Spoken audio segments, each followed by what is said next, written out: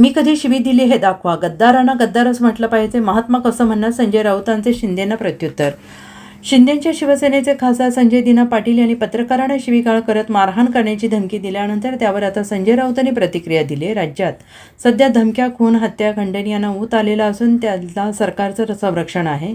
पत्रकारांना जर धमकी मिळत असेल आणि राज्याचे मुख्यमंत्री हसत हसत ते उडवून देत असतील तर ते गंभीर प्रकरण असल्याचं संजय राऊत यांनी म्हटलंय. देशभरातील पत्रकारांनी त्याविरोधात आता आवाज उठवावा असंही ते म्हणाले आहेत.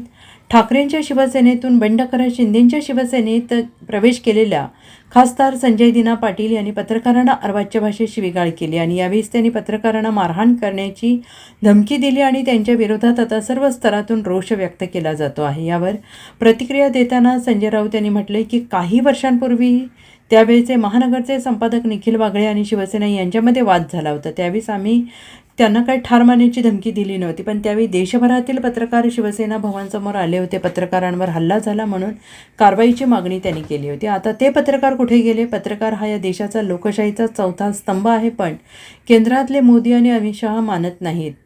पत्रकारांना दिलेल्या धमकीबाबत मुंबई पोलिसांनी गृहमंत्र्यांनी कोणताही राजकीय अभिनिवेश न बाळगता कारवाई केली पाहिजे अशी मागणी संजय राऊत यांनी केली आहे. कॅमेरासमोर बॉम्ब टाकण्याची भाषा केली जाते, स्मशानात पाठवण्याची धमकी दिली जाते. हे राज्य कलंकित होत आहे, बदनाम होत आहे. आमचा महाराष्ट्र असा नव्हता असं संजय राऊत यांनी म्हटले. संजय राऊत यांच्यावरही शिवीगाळ केल्याचा आरोप शिंदेंच्या शिवसेनेकडून सातत्याने केला जातोय. त्यावर बोलताना राऊत यांनी म्हटलंय की मी जर शिवी दिली असेल तर दाखवा. एखाद्याला शिवी देणं आणि एखाद्याला हत्येची धमकी देणं यामधील फरक उपमुख्यमंत्र्यांना समजत नसेल तर त्यांना पदावर राहण्याचा अधिकार नाही. त्यांची अक्कल नेमकी कुठे हरवली त्यासाठी SIT स्थापन करावी. संजय राऊत ज्या पद्धतीची भाषा वापरतात आहे, वारंवार प्रश्न विचारतात, त्याच्यामुळे त्यांचा राग अशा पद्धतीने अनावर झाला. त्यांचं म्हणणं आहे मला मी जर शिवी दिली असेल तर मला दाखवा. याला शिवी म्हणतात.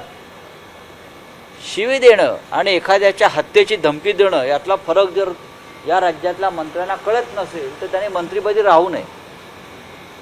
संतापून एखादा अपशब्द तोंडातून निघणं आणि मी तुझी हत्या करीन, माझी तुझा खून करण्याची क्षमता आहे, मी तुझ्यावर बॉम्ब टाकेन आणि मी खरोखर बॉम्ब टाकेन, मी आधी 5 लोक ठार केलेले आहेत, अशा प्रकारच्या धमक्या देणं आणि गद्दारांना शिवी देणं याच्यातला फरक जर महाराष्ट्राच्या उपमुख्यमंत्र्यांना कळत नसेल तर त्यांनी त्यांची अक्कल नक्की कुठे हरवलेली आहे त्याचा शोध घेण्यासाठी एखाद्या SITची स्थापना करा. दिना पाटील म्हणतात की ठार मारण्याचा जो मुद्दा आहे तो त्यांच्या जन्माच्या आधीचा आहे असं त्यांनी त्याच्यावरती स्पष्टीकरण दिलं. नाही, ते म्हटलं आम्ही ठार मारू ना, मारलेत ना.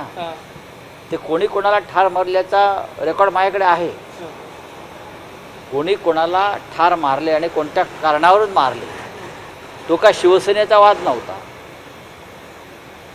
हा जो मारामारीचा विषय ठार मारण्याचा त्याच्या शिवसेनेचा काही संबंध नाही. हे 2 दारू गुत्तेवाल्यांमधल्या मारामारीमध्ये हे ठार झाले लोक आहेत आणि कोणी कोणाला मारलं हा सगळा रेकॉर्ड माझ्याकडे आलेला आहे. प्रश्न विचारला तर परत मारून पाठवेन हे रेकॉर्ड करा आणि कमिशनरला दाखवा. म्हणजे पोलिसांनी हलक्यात घेतात त्या खासदार लोक रेकॉर्ड. असं आहे की आता मुंबईमध्ये एक कर्तबगार पोलीस आयुक्त आहेत.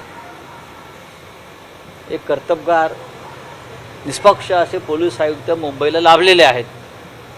त्याच्यामुळे जर एखादा लोकप्रतिनिधी असलेला गुंड की मी पोलीस आयुक्तांना जुमानत नाही, मी तुम्हाला ठार मारण्याची धमकी देतो आहे पत्रकारांना आणि कमिशनरला जाऊन हे ऐकवा. हे म्हणजे बिहारमध्ये अशा प्रकारचे काही माफिया मी बघितलेले आहेत, अशा प्रकारची भाषा करणारे. आता मुंबईचा बिहार झाला की संपूर्ण महाराष्ट्राचा बिहार झाला आहे. याच्यावरती गृहमंत्र्यांनी खुलासा करावा. तुम्ही पोलीस आयुक्तांना पत्र दिल्यानंतर शिंदेची जी महिला आघाडी आहे ती देखील आज 5 वाजता जाऊन तुमच्या विरोधात पोलिसांना तक्रार काय दिली. त्यांना अधिकार आहे. त्या महिला आहेत, त्यांना अधिकार आहे. माझ्याकडून काय चुकलं असेल असं त्यांना वाटत असेल, पण गद्दारांना गद्दारच म्हटलं पाहिजे ना. त्याला शब्दच नाही आहे ना, नवीन पर्यायी शब्द असेल तर सांगा.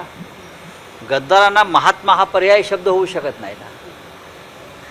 गद्दारांना महात्मा, आचार्य, सत्यवादी, प्रामाणिक हे पर्यायी शब्द नाही. गद्दारांना पर्यायी शब्द गद्दार आहे आणि जे त्यांना वाटत असेल गद्दार ही शिवी आहे तो त्यांना मराठी शब्द रत्नाकर बदलावं लागेल. Bureau report SBN Marathi, Mumbai.